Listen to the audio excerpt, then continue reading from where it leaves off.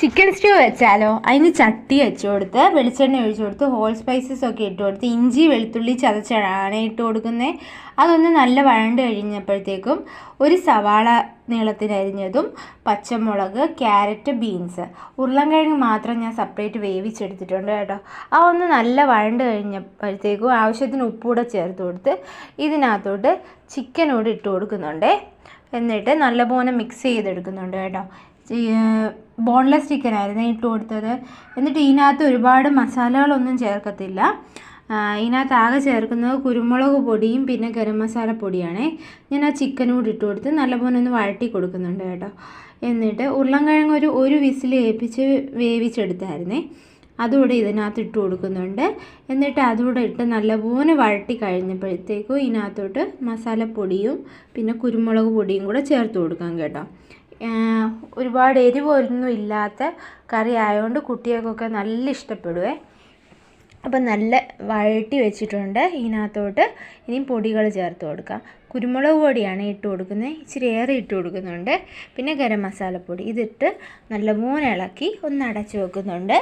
ഇതൊന്ന് ആവി കയറി കഴിയുമ്പോഴത്തേക്കും ഇതിനകത്തോട്ട് രണ്ടാം പാൽ ഒഴിച്ചു കൊടുക്കുക. ഞാൻ ഒരു മുറി തേങ്ങയുടെ പാലാണ് എടുത്തത്, അതിൽ രണ്ടാം പാലാണ് ഒഴിച്ചു കൊടുത്തത്. അതിട്ട് നല്ലപോലെ മിക്സ് ചെയ്ത് ചിക്കൻ്റെ കഷ്ണങ്ങളെല്ലാം നല്ലപോലെ വേവുന്ന വരെ വെയിറ്റ് ചെയ്യാമേ. എന്നിട്ട് അപ്പോഴത്തേക്ക് ഈ തേങ്ങാപ്പാലൊക്കെ നല്ല കുറുകി വറ്റി വരും. അപ്പോഴത്തേക്കും ഈ ഉരുളൻകിഴങ്ങൊക്കെ ഒന്ന് ഉടച്ചു കൊടുക്കാം.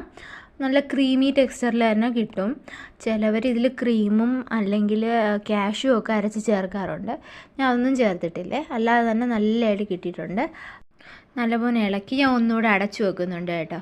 കഷ്ണങ്ങളൊക്കെ നല്ല വെന്ത് കഴിഞ്ഞപ്പോഴത്തേക്ക് ഇതിനകത്തോട്ട് ഒന്നാം പാൽ ഒഴിച്ച് കൊടുക്കാം.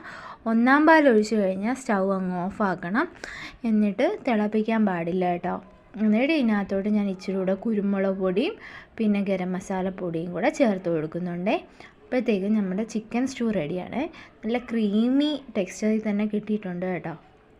കാഷ്യൂവും ക്രീമും ഒന്നും ചേർക്കാതെ തന്നെ കാഷ്യൂ ഒക്കെ ചേർത്താൽ ഒന്നുകൂടെ നല്ല റിച്ച് ടേസ്റ്റ് ആയിരിക്കുമേ.